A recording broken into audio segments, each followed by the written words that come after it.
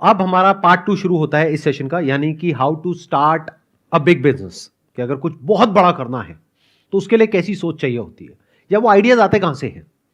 देखो, अब बड़ा बिजनेस करने के दो तरीके हैं। एक है जैसा ज्यादातर इंडिया में होता है, यानी कि क्या, पहले देखते हैं पूरे वर्ल्ड में क्या क्या बिजनेसेस सक्सेसफुल है, फिर उसको इंडिया में कॉपी कर लिया जाता है। इस तरीके में दिक्कत यह है कि ये कहने के लिए तो बड़ा हो जाता है, बट एक्चुअल में बड़ा नहीं है, क्योंकि ये सिर्फ इंडिया तक सीमित रहता है। ग्लोबली हम उनसे कॉम्पीट नहीं कर सकते, क्योंकि जिसकी हम कॉपी कर रहे हैं वो हमसे बहुत बड़ा है। तो हम उसके ऐसा बनने की कोशिश तो कर सकते हैं, लेकिन उससे कभी कॉम्पीट नहीं कर सकते। और फिर जब वो खुद इंडिया में आता है, वो प्लेयर जिसके हमने कॉपी करके इंडिया में एक बिजनेस मॉडल खड़ा किया, तो उसके पास में इतना पैसा होता है और इतना एक्सपीरियंस होता है और वो इतना इवॉल्व हो चुका होता है कि वो आ करके बड़ी जल्दी मार्केट को कैप्चर कर लेता है। तो मैं जब बड़े बिजनेस की बात कर रहा हूं तो मैं बात कर रहा हूं एक ऐसे बिजनेस की जो इंडिया से शुरू होगा और पूरे वर्ल्ड को कैप्चर करेगा। अब ये बिजनेस मॉडल आया कहां से? देखो, एक प्रॉब्लम है, चाहे वो मेरी कंपनी हो, चाहे किसी की भी कंपनी हो, चाहे वो कोई प्रोडक्ट हो, चाहे सर्विस हो, हमें पता करना होता है कि मार्केट में जो कस्टमर है वो हमारे बारे में क्या सोचता है। उसी के अकॉर्डिंग नए प्रोडक्ट्स लॉन्च किए जाते हैं, उसी के अकॉर्डिंग एग्जिस्टिंग प्रोडक्ट्स में चेंजेस करे जाते हैं, उसी के अकॉर्डिंग प्राइसेस में चेंजेस होने चाहिए। और हमें सिर्फ ये नहीं समझना कि हमारे प्रोडक्ट और सर्विस में क्या सही हो रहा है, हमें ये भी समझना पड़ेगा जो हमारे कॉम्पिटिटर्स हैं उसमें क्या सही हो रहा है और क्या गलत हो रहा है। ये प्रॉब्लम हमने भी फेस करी अभी कुछ साल पहले, जब हमारे बिजनेस में थोड़ा सा डाउनफॉल आया, तो फिर हमने क्या किया, अपनी पूरी टीम को भेजा इंडिया के अलग अलग पार्ट्स में हमारे जितने भी कस्टमर्स हैं उनसे मिलने के लिए। वो पर्सनली गए, उनसे मिले, जा करके समझा, फिर उसकी हमने पूरी एक रिपोर्ट तैयार करी। इस पूरी प्रोसेस में 3 महीने लग गए और फिर जा करके मेरे को क्लैरिटी आई कि एग्जैक्टली प्रॉब्लम हो क्या रही है। क्योंकि जैसा हम सोचते हैं प्रॉब्लम है और जो एक्चुअल में होती है उसमें जमीन आसमान का फर्क होता है। एक होती है ग्राउंड रियलिटी, एक है जैसा एक बिजनेस ओनर को लग रहा होता है। तो ग्राउंड रियलिटी हमारे सामने आई जब ये पूरी एक्सरसाइज हुई, जब पूरे इंडिया में अलग अलग लोग गए, हमारी टीम के अलग अलग कस्टमर्स से मिले, और फिर समझ आया कि अच्छा ये पैटर्न है कि 100 में से 50 कस्टमर्स बोल रहे हैं ये प्रॉब्लम है, जिसके बारे में हमने सोचा ही नहीं, हम तो कहीं और ही काम कर रहे थे। 20 ने बोला ये प्रॉब्लम है, 10 ने बोला ये प्रॉब्लम है, 5 ने बोला ये प्रॉब्लम है। तो ये टॉप 4 हमारी प्रॉब्लम्स है जिसका हमको सोल्यूशन निकालना है। वो हमने किया और बिजनेस ग्रो करने लग गया। अगर मैं ये नहीं करता, यानी मार्केट से फीडबैक नहीं लेता और खुद ही कुछ करता रहता, तो क्या होता, वो बिजनेस बंद हो जाता, जैसा पास्ट में बहुत सारी कंपनीज के साथ में हुआ। जैसे एक टाइम पे नोकिया, आप में से कितनों ने नाम सुना है नोकिया का? बहुतों ने तो सुना भी नहीं होगा, क्योंकि तब आप पैदा ही नहीं हुए थे। एक जमाना होता था जब नोकिया पूरे वर्ल्ड का लीडर था मोबाइल फोन्स में, लेकिन फिर जब स्मार्टफोन आए तो वो समझ नहीं पाया कि मार्केट किस तरफ जा रही है। वो अपने हिसाब से करता चला गया काम को। नहीं, ये मत समझो चेंज नहीं किया, उसने चेंजेस करे होंगे, लेकिन अपने हिसाब से करे, मार्केट के हिसाब से नहीं करे। दोनों में बड़ा फर्क है। तो ये कितनी बड़ी प्रॉब्लम है, चाहे कोई बड़ी कंपनी हो, चाहे मिड साइज की कंपनी हो, चाहे छोटी कंपनी हो, चाहे कोई अपना नया बिजनेस शुरू करने वाला है, उसे पता होना चाहिए ना कि मैं इस बिजनेस में एंटर कर रहा हूं, इसमें ऑलरेडी ये कंपनीज हैं, उसका क्या चल रहा है, उसके हिसाब से इंसान गैप ढूंढ सकता है। तो सबको ऐसी एक रिपोर्ट की जरूरत है जो कि कुछ सेकंड्स के अंदर अंदर उसको मिल जाए और 3 महीने ना लगाने पड़े और लाखों रुपए ना खर्चने पड़े। पूरे वर्ल्ड में ऐसा कोई सॉल्यूशन नहीं है कि इंस्टेंटली एक कंपनी को यह समझ आ जाए। फॉर एग्जांपल, एक मोबाइल फोन की कंपनी है, उसको यह समझ आ जाए कि जो भी लोग मेरे एग्जिस्टिंग कस्टमर्स हैं वो क्यों खरीद रहे हैं मेरा मोबाइल फोन, उसमें उनको क्या अच्छा लग रहा है, क्या बुरा लग रहा है, प्लस जो मेरे कॉम्पिटिटर्स का मोबाइल फोन खरीद रहे हैं उसमें उनको क्या अच्छा लग रहा है, क्या बुरा लग रहा है। अगर ये कुछ सेकंड्स के अंदर एक डेटा एक कंपनी तक पहुंच जाता है, तो डेटा कितना इंपॉर्टेंट है उसके लिए। और डेटा सिर्फ एक सैंपल साइज का नहीं, जैसे नॉर्मली फीडबैक्स होते हैं कि शॉपिंग मॉल में कुछ बंदों को भेज दिया और बोल दिया कि फॉर्म भर दो। बहुत बार तो वो जो पर्सन होता है वो खुद ही फॉर्म भर के आगे सबमिट कर देता है, उल्टे पुल्टे साइन करके कि लो जी हो गया फीडबैक। अभी it's like hitting in the dark, बिना डेटा के या विद लिमिटेड डेटा के। मतलब अभी कंपनीज कैसे एक्ट करती है, based upon what they think, what their people think, which is very different from what the market think. चलो मैं आपसे पूछता हूं, आप सब कंज्यूमर्स हो किसी ना किसी प्रोडक्ट के, किसी ना किसी सर्विस के। क्या आप सारे प्रोडक्ट से, सारे सर्विसेज से सेटिस्फाइड हो? नहीं हो। क्या ये बात उन कंपनीज को पता है? नहीं पता है, या पता भी है तो बहुत ही लिमिटेड वे में पता है। तो अब यहां से ये आइडिया आया था मेरे माइंड में कि कुछ ऐसा करना चाहिए, मतलब ये प्रॉब्लम सॉल्व होनी चाहिए, ये बहुत इंपॉर्टेंट है। और ये प्रॉब्लम सब जगह है, इंडिया में है, यूएस में, यूके में है, यूरोप में है, पूरे वर्ल्ड में है ये प्रॉब्लम। इसका कोई सोल्यूशन निकलना चाहिए, यानी कि कंज्यूमर और ब्रांड के बीच में एक डायरेक्ट कनेक्शन होना चाहिए। ये जो आइडिया है, this is a big business idea, ये कोई छोटा बिजनेस आइडिया नहीं है। तो ये काम 5-7-10 लाख रुपए में नहीं होगा। इसके लिए ideally you need to be someone from the tech background, और आपको कोई ऐसा को फाउंडर चाहिए जो कि बिजनेस बैकग्राउंड से हो। तो इसमें दोनों नॉलेज चाहिए, बिजनेस की भी नॉलेज चाहिए और टेक की भी नॉलेज चाहिए। तो आइडियली इस आइडिया को अगर बड़ा बनाना है तो 2 या 3 को फाउंडर्स होने चाहिए या 4 को फाउंडर्स होने चाहिए, जिसमें से कोई टेक बैकग्राउंड से हो और कोई बिजनेस बैकग्राउंड से हो। फॉर एग्जाम्पल, किसी ने IIT से इंजीनियरिंग कर रखी है और किसी ने IIM से MBA किया हुआ है। अब ये दोनों साथ में आ गए और कहा कि अब हम मिल करके कुछ बनाते हैं। इसमें हमें क्या करना है कि एक प्लेटफॉर्म बनाना है। उस प्लेटफॉर्म पे आप सब जो कंज्यूमर्स हो, आप जाओगे, वहां पे अलग अलग प्रोडक्ट कैटेगरीज होंगी, उन प्रोडक्ट कैटेगरीज के अंदर ब्रांड्स होंगे। मान लो स्मार्टफोन एक प्रोडक्ट कैटेगरी है, उसके अंदर जितने भी स्मार्टफोन के ब्रांड्स हैं उन सबके नाम आ गए। उसमें से आप सिलेक्ट करोगे आप कौन सा यूज कर रहे हो, और उसके साथ में यानी कि विद प्रूफ एक शॉर्ट वीडियो अपलोड करोगे जिसमें वो प्रोडक्ट दिख रहा होगा। तो सुबह से रात तक आप कितने प्रोडक्ट्स यूज करते हो, right from toothpaste to a bike और अ कार। सोचो, लगाओ दिमाग, कितने प्रोडक्ट्स, कितनी सर्विसेज यूज करते हो? हजारों। आपको क्या करना है, एक प्लेटफॉर्म है, एक वीडियो रिकॉर्ड करी, प्रोडक्ट कैटेगरी को सिलेक्ट किया, मानो स्मार्टफोन, उसमें से जो स्मार्टफोन आप यूज कर रहे हो उसको सिलेक्ट किया, और उसके लिए पहले से, इसीलिए मैंने कहा ना कि ऐसा भी पर्सन चाहिए जो बिजनेस की अंडरस्टैंडिंग हो, यानी जिसने MBA किया हो।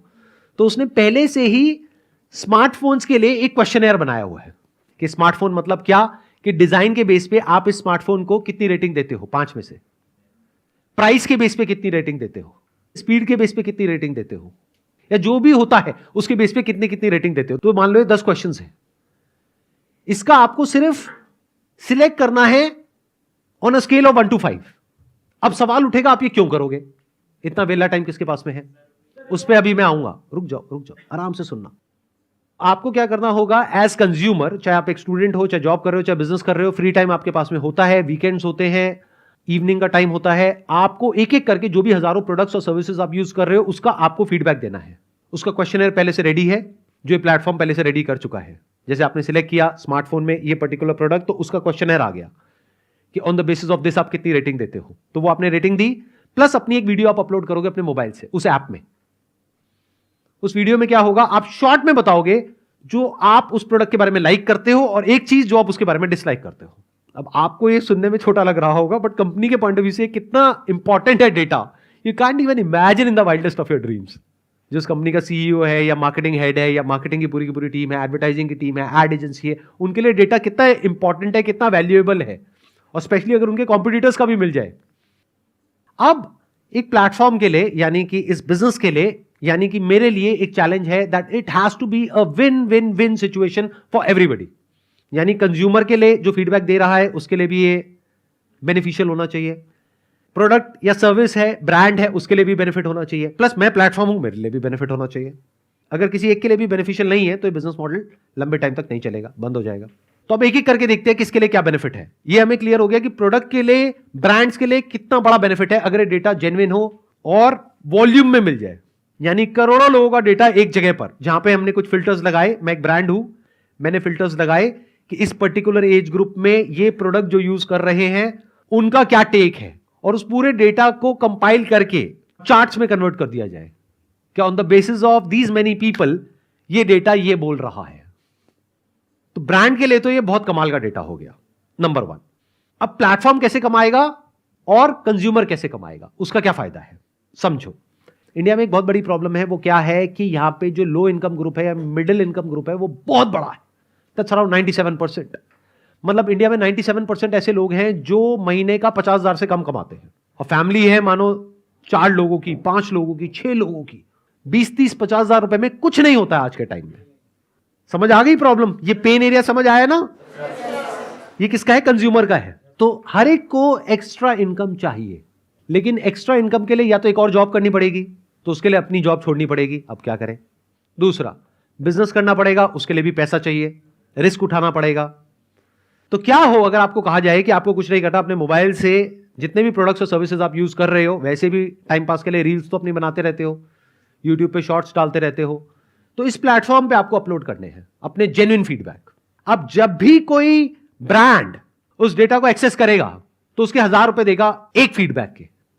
उसमें उसको क्या मिल रहा है? एक वीडियो मिल रही है जिसको वो एज अ टेस्टिमोनियल यूज कर सकता है अपने सारे सोशल मीडिया प्लेटफॉर्म्स पे, अपनी वेबसाइट पे, सब जगह पर, अपने एड कैंपेन में। ये राइट आपने उस प्लेटफॉर्म को दे दिया है, आपको कोई दिक्कत नहीं है, क्योंकि आप एक्चुअल में उस प्रोडक्ट को यूज कर रहे हो। तो अब ये फेक एडवर्टाइजिंग नहीं है, रियल एडवर्टाइजिंग है। ध्यान से समझना दोनों में डिफरेंस। फेक एडवर्टाइजिंग क्या होती है कि एक ब्रांड ने एक मॉडल को हायर किया और आकर के दिखा रहा है या दिखा रही है कि देखो ये यूज कर रहे हैं, सबको पता है सब नकली है। एक है real advertising, real feedback, real testimonial. इसकी क्या वैल्यू है? जैसे मेरा अपना एक बिजनेस है, अगर सोचो मेरे एक्चुअल कस्टमर्स का फीडबैक मुझे मिल जाए और उसका राइट मिल जाए कि मैं अपनी वेबसाइट पे लगा सकूं वो टेस्टिमोनियल्स, वो वीडियोस, उनकी फोटोज, जो वो कह रहे हैं मेरे प्रोडक्ट के बारे में, उसको कोटेशन में डाल करके उनके नाम के साथ, डिटेल के साथ मैं लिख सकूं, तो ये डेटा मेरे लिए कितना इंपॉर्टेंट है। इससे ट्रस्ट बिल्ड होता है। तो क्या इसके लिए ब्रांड 1000 रुपए एक फीडबैक का दे सकता है? नहीं दे सकता है, बड़े आराम से दे सकता है। और क्या वो एक फीडबैक लेगा या फिर कुछ फिल्टर्स लगाने के बाद में, मानो इस पर्टिकुलर मोबाइल के इस पर्टिकुलर सिटी में इस पर्टिकुलर एज ग्रुप में मानो 1000 फीडबैक्स आ रहे हैं, तो क्या वो उन 1000 में से रैंडमली एक फीडबैक लेगा? क्योंकि वो देख नहीं सकता जब तक वो पे नहीं करेगा। या फिर वो 1000 के 1000 ले लेगा और उसके साथ में उसको डेटा माइनिंग भी मिलेगी, इन द सेंस कि उस 1000 का जैसे ही वो परचेज करेगा, उस 1000 के पूरे डेटा को वो इंटेलिजेंटली देख सकता है कि 1000 में से 600 लोग ये बोल रहे हैं, 200 लोग ये बोल रहे हैं, 100 लोग ये बोल रहे हैं, इन पैरामीटर्स के बेस पे, और इन 1000 के 1000 लोगों का उसको वीडियो मिल जाएगा। तो उसने कितना पे किया प्लेटफॉर्म को? 1000 इंटू 1000, 10 लाख रुपए। इस 10 लाख रुपए में से 5 लाख रुपए यानी कि 50% लोगों में बढ़ जाएगा जिन्होंने अपना फीडबैक दिया। यानी कि आपको एक फीडबैक का जो आपने दिया उसका आपको 500 रुपए मिला। अब कौन इसको डाउनलोड करेगा इन फीडबैक्स को? अब आपको यह पूछना है, ध्यान से सुनो। एक, जिस कंपनी के बारे में आप फीडबैक दे रहे हो वो तो करेगा ही करेगा, दूसरा उसका कॉम्पिटिटर करेगा। अगर आप एक पर्टिकुलर ब्रांड का स्मार्टफोन यूज कर रहे हो तो किसका ज्यादा इंटरेस्ट होगा उस फीडबैक में? क्या उसका खुद का ब्रांड का या उसके कॉम्पिटिटर्स का? कि आप मेरा प्रोडक्ट क्यों नहीं खरीद रहे, उसका क्यों खरीद रहे हो, देखो तो सही। तो सिर्फ वो नहीं खरीदेगा आपके फीडबैक को, सारे कॉम्पिटिटर्स खरीदेंगे, प्लस जो लोग उस मार्केट में एंटर करना चाहते हैं वो भी खरीदेंगे। जैसे कोई कॉस्मेटिक कंपनी है, अब इंडिया में कितनी कॉस्मेटिक कंपनीज हैं? हजारों। तो ये हजारों कंपनीज के लिए डेटा बहुत इंपॉर्टेंट है कि समझना कि ये जो लीडर है इस पर्टिकुलर फील्ड में, इसके प्रोडक्ट्स क्यों यूज हो रहे हैं। या फिर कोई ऐसी कंपनी जो कि इतना बड़ा ब्रांड नहीं है लेकिन उसकी टर्नओवर उस बड़ी कंपनी से भी ज्यादा है, ऐसा क्यों हो रहा है? तो उस बड़ी कंपनी को भी समझ आएगा, उस छोटी को भी आएगा, और जो कंपनी घुसने वाली है उनको भी आएगा, बाकी सबको भी आएगा। तो एक फीडबैक बहुत बार डाउनलोड हो सकता है। और आपके कितने फीडबैक्स हो सकते हैं? बहुत सारे। तो अगर महीने का, पेसिमिस्टिकली बात करूं, ऑप्टिमिस्टिकली ना करूं कि आपको लाखों रुपए आ जाएंगे, ये हो जाएगा, वो हो जाएगा, ये बकवास ना करूं, मैं आपको ये कहूं महीने का ये सब करके आपको जो भी आप कमा रहे हो, मानो 20-25 हजार रुपए, 30 हजार रुपए, 50 हजार रुपए कमा रहे हो, आपको महीने का 2-3 हजार रुपए, 4 हजार रुपए भी आने लग जाता है। बुरा है क्या? तो क्या हम इंडिया की एक बहुत बड़ी प्रॉब्लम सॉल्व नहीं कर रहे हैं? क्या हम ब्रांड की एक बहुत बड़ी प्रॉब्लम सॉल्व नहीं कर रहे हैं? अब एज अ प्लेटफॉर्म मेरा क्या बेनिफिट है इसमें? सोचो, लगाओ दिमाग। क्योंकि 50% आपको दिया, जो पैसा आया उसमें से 50% किसके पास आया? प्लेटफॉर्म के पास में आया। प्लेटफॉर्म की कॉस्ट क्या है? लगाओ दिमाग। क्या मेरी कोई एडवर्टाइजिंग कॉस्ट है, मार्केटिंग कॉस्ट है? नहीं। क्यों? क्योंकि शुरू शुरू में मेरे को थोड़ा बहुत एडवर्टाइज करना होगा, लेकिन जब वर्ड ऑफ माउथ फैलेगा, यानी जब लोगों को थोड़ा पैसा भी आना शुरू होगा, तो बात जंगल में आग की तरह फैलेगी। यानी जिस दिन आपको 2000 रुपए का भी चेक आ गया, उस दिन ना तो आप रुकने वाले हो, ना आपके घर वाले रुकने वाले हैं। सही कह रहा हूं, गलत कह रहा हूं? क्योंकि पैसे से बड़ा मोटिवेशन और कुछ नहीं है। जब पैसा आता है बैंक अकाउंट में, तो आपके पिताजी कहेंगे, बेटा ये कैसे आया? मैंने ना ऐसे ऐसे करके ये वीडियो बनाई थी, ये किया, ये तो मैं भी कर सकता हूं, ठीक है कर लेते। पैसा किसको नहीं चाहिए? ये हो गया कंज्यूमर के एंड से। अब प्लेटफॉर्म के एंड से देखते हैं क्या गेम बनता है। इस प्लेटफॉर्म में जो कॉस्ट आने वाली है वो वन टाइम आने वाली है। एक बार ये प्लेटफॉर्म बिल्ड हो गया तो उसके बाद में इसकी मेंटेनेंस की कॉस्ट बहुत ज्यादा नहीं है। ना तो हमें कोई प्रोडक्ट खरीदना है, ना बेचना है, ना कुछ शिप करना है, सब कुछ ऑनलाइन है। तो जो जियोग्राफिकल बैरियर्स होते हैं वो टूट गए। यानी कि इसमें कोई भी इंसान किसी भी दुनिया के कोने से अपना फीडबैक अपलोड कर सकता है और कोई भी कंपनी कहीं से भी एक्सेस कर सकती है। तो right from day one we can have the vision to capture the entire globe. इसको बोलते हैं बड़ा बिजनेस. ये प्रॉब्लम सिर्फ इंडिया की नहीं है, पूरे वर्ल्ड की है. तो पूरे वर्ल्ड से इस प्लेटफॉर्म पे कोई भी आ सकता है. जैसे आप लोग यूएस की कंपनीज है, फेसबुक, गूगल, इंस्टाग्राम, यूट्यूब, उन सबको इंडिया में यूज कर रहे हो ना. तो हमारी इंडियन कंपनी को क्या कोई यूएस में यूज नहीं कर सकता है? क्या हमारे पास में इंजीनियर्स की कमी है? अगर हम एक ऐसा प्लेटफॉर्म डेवलप करना चाहें जो वर्ल्ड क्लास हो, क्या हम नहीं कर सकते? क्या अभी ये जो प्लेटफॉर्म है इसको हम डेवलप नहीं कर रहे हैं? इनफैक्ट हमारी जो सॉफ्टवेयर कंपनीज हैं, हमारी जो टेक कंपनीज है इंडिया की सबसे बड़ी, वो यही तो कर रही है. तो वो क्या कर रही है? Job work. मैं किसकी बात कर रहा हूं? मैं बात कर रहा हूं एक ऐसा प्लेटफॉर्म खड़ा करने की जो वर्ल्ड क्लास हो, जो पूरे वर्ल्ड को कैप्चर कर सके. अगर सिर्फ इंडिया की बात करी जाए, सिर्फ बड़ी कंपनीज के बारे में बात करते हैं, 10,000 कंपनीज जो बड़ी कंपनीज हैं और मिड साइज की कंपनीज हैं और एडवर्टाइजिंग एजेंसीज हैं, सिर्फ वो यूज करती है इस प्लेटफॉर्म को फेज 1 में. छोटी छोटी कंपनीज नहीं करती. वो कहती है हम 1,000 रुपए भी नहीं दे सकते. कोई बात नहीं. तो मान करके चलते हैं जो टॉप 10,000 कंपनीज हैं वो सिर्फ महीने के 100 feedbacks on an average download करती है. तो कितना हो गया एक महीने का? 10,000 इंटू 100 यानी कि 10 लाख इंटू 1,000 करोड़ यानी कितना हो गया? 100 करोड़ रुपए एक महीने का. साल का कितना हुआ? 1,200 करोड़. 1,200 करोड़ में से कितना बट गया पब्लिक में? 600 करोड़. उसमें से उस कंपनी का खर्चा कितना आया? जैसे आजकल जो स्टार्टअप्स हैं वो क्या कर रहे हैं, बिजनेस मॉडल ऐसा बनाते हैं कि 10 साल तक पैसा लगाना पड़ता है, उसके बाद में शायद जाकर के कहीं प्रॉफिट आता है. 10 साल तक लॉस है. मैं क्या बात कर रहा हूं, एक ऐसा बिजनेस मॉडल जो 2 से 3 साल में, मैक्सिमम 4 साल में प्रॉफिटेबल हो. क्योंकि जब 1,200 करोड़ की टर्नओवर हुई तो 600 करोड़ तो बट गया, और जो हमारी कॉस्ट आई उस प्लेटफॉर्म को मेंटेन करने की, सैलरीज की, इसकी उसकी, क्योंकि इसमें बहुत बड़ी टीम नहीं चाहिए, इसमें टेक चाहिए, तो 100 करोड़ वो निकाल दो, बचा कितना? 500 करोड़. अब एक ऐसा बिजनेस जिसका इतना बड़ा पोटेंशियल है, उसका पीई मल्टीपल क्या होगा? पीई मल्टीपल होता है प्राइस टू अर्निंग रेशियो. ऐसी कंपनी का पीई मल्टीपल होगा कम से कम भी 40 से 50. तो अगर 40 का पीई मल्टीपल है, 500 करोड़ को 40 से मल्टीप्लाई करते हैं तो उसकी वैल्यूएशन हो गई 20,000 करोड़. और ये इस कंपनी का एंड नहीं है, ये सिर्फ इस कंपनी का एक स्टार्टिंग पॉइंट है. बड़ी कब होगी? जब ये पूरे वर्ल्ड में फैल जाएगी, तब इसका असली जो पोटेंशियल है वो अनलॉक हो जाएगा.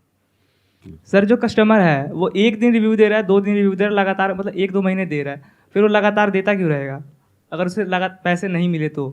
ये बहुत अच्छा पॉइंट है जो आपने रेज किया. इसको बोलते हैं चिकन एंड एग प्रॉब्लम. मतलब ये कि जब तक लोग इस पे अपने फीडबैक्स अपलोड नहीं करेंगे तब तक बड़े ब्रांड्स नहीं आएंगे. जब तक ब्रांड्स आकर के पे नहीं करेंगे तब तक कंज्यूमर नहीं आएगा. ये प्रॉब्लम हर मार्केट प्लेस फेस करती है, हर सोशल मीडिया प्लेटफॉर्म फेस करता है, इनफैक्ट हर प्लेटफॉर्म फेस करता है. इन अदर वर्ड, जब तक यूट्यूब पे कंटेंट नहीं होगा कोई देखेगा नहीं. जब तक कोई देखेगा नहीं, ऐड नहीं चलेगी. ऐड नहीं चलेगी तो क्रिएटर को पैसा नहीं मिलेगा. पैसा नहीं मिलेगा तो कब तक अपलोड करेगा. लेकिन अगर ये काम कंपनी तेजी से नहीं कर पाई तो उसके लिए प्रॉब्लम हो जाएगी. जैसे हमारे लिए ये काम करना बहुत आसान है. अगर मैं खुद ये बिजनेस करूं तो मेरे लिए तो बहुत आसान है. क्यों? मेरी कंज्यूमर रीच क्या है? अगर मैं बात करूं अपनी कंज्यूमर रीच की, तो मेरी कंज्यूमर रीच क्या है? Not 27 million, my consumer reach is more than 50 million. क्योंकि अभी आपने सिर्फ यूट्यूब की बात करी, अगर आप पूरे सारे प्लेटफॉर्म्स को कंबाइन कर दो और डायरेक्टली और इनडायरेक्टली कंबाइन कर दो, क्योंकि मेरा एक नेटवर्क है पूरा का पूरा. अगर मैं आज चाहूं तो सिर्फ अपने प्लेटफॉर्म के थ्रू नहीं, जिसको कहूंगा वो इन्वाइट करने के लिए तैयार बैठा है मेरे को अपने प्लेटफॉर्म पे. तो मेरी इनडायरेक्ट रीच अगर आप बात करोगे तो वो कम से कम भी नहीं तो 10 करोड़ है. मेरे ट्रस्ट के बेस पर कम से कम भी नहीं तो 10 लाख लोग आ जाएंगे प्लेटफॉर्म पे, जो आकर के अपने फीडबैक्स डालने लग जाएंगे. तो एक प्रॉब्लम हमारी सॉल्व हो गई. दूसरी प्रॉब्लम, क्लाइंट्स कहां से आएंगे?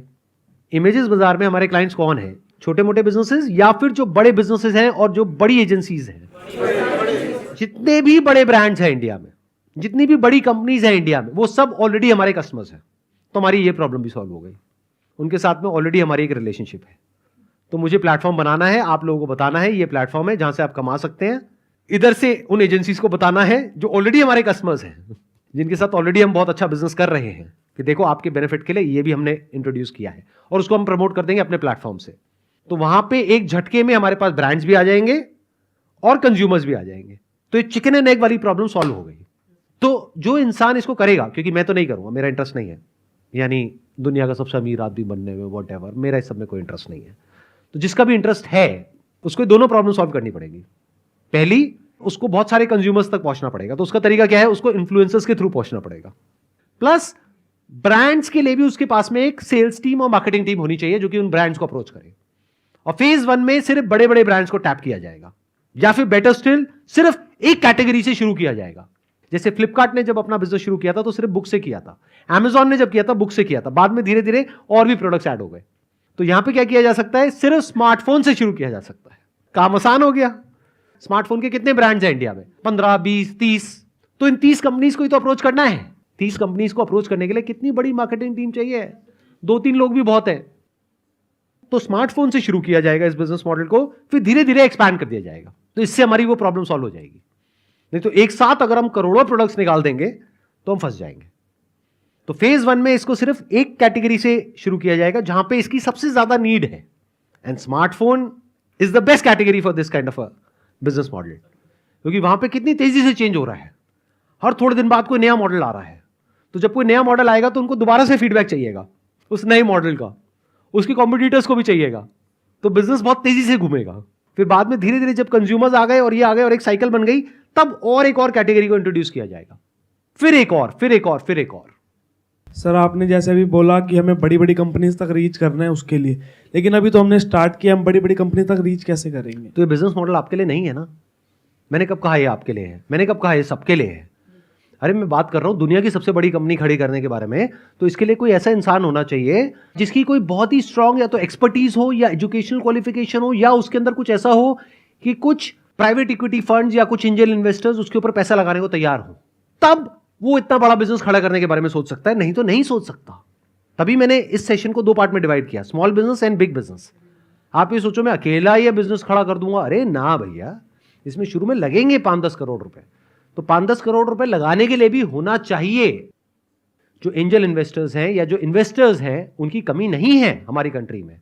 वो ऐसे ऐसे बिजनेसेस को फंड कर रही है जहां पे प्रॉफिटेबिलिटी का दूर दूर तक कोई नामो निशान नहीं है, फिर भी उनको फंडिंग मिल रही है $500 मिलियन की, $1 बिलियन की। अरे तो ये बिजनेस तो क्लियर है, इसको फंडिंग नहीं मिलेगी क्या $10 मिलियन की? अगर फाउंडर्स तगड़े हो तो ये बिजनेस मॉडल हर एक के लिए है ही नहीं। इनफैक्ट हर काम हर एक के लिए नहीं होता है। जैसे बिजनेस हर एक के लिए नहीं होता है, जॉब हर एक के लिए नहीं होती है, ऐसे हर काम हर एक के लिए नहीं होता है। ये सिर्फ उन लोगों के लिए है जो एक्चुअल में कुछ बहुत बड़ा सोच रहे हैं और कुछ बहुत बड़े लेवल पे करने का दम भी रखते हैं। अगर आपके पास में इतने रिसोर्सेज नहीं है या वो कैपेबिलिटी नहीं है कि आप ये प्लेटफॉर्म बिल्ड कर सकें या इतने बड़े लेवल पे चीज़ों को एग्जीक्यूट कर सकें, तो प्लीज़ इस बिजनेस के बारे में मत सोचिएगा। तो जो पार्ट 1 में हमने बात करी थी स्मॉल बिजनेस के बारे में, that's a better way of starting. और जरूरी नहीं है जो मैंने कहा वही करना है कि अब सारे 99 ज्वेल्स खोल करके बैठे हैं गली गली में। नहीं, यू कैन अंडरस्टैंड कि मैं क्या कह रहा हूं, किस तरीके से कह रहा हूं। उस थॉट प्रोसेस को समझना ज्यादा जरूरी है, क्योंकि वहां से you will get that clarity of thought कि जिसके बेस पे जो आप करोगे there is a strong possibility कि वहां पे आपको सक्सेस मिलेगी। अगर बिना सही थॉट प्रोसेस के, बिना ये क्लैरिटी के कि क्या करना है और क्या नहीं करना है, आप कोई भी काम करोगे तो फेलियर के चांसेस बहुत ज्यादा है। तो समझना है तो ये मत समझो कि मैंने कुछ कहा बस उसको कॉपी करना है। ये समझो कि कैसे एक प्रॉब्लम को देखते हैं, कैसे सोल्यूशन निकालते हैं, कैसे चीजों को समझते हैं और फिर कैसे बड़ा सोचते हैं। Wish you all the best. I hope कि आप लाइफ में कुछ और अच्छा करोगे, कुछ बड़ा करोगे। Wish you all the best. Thank you.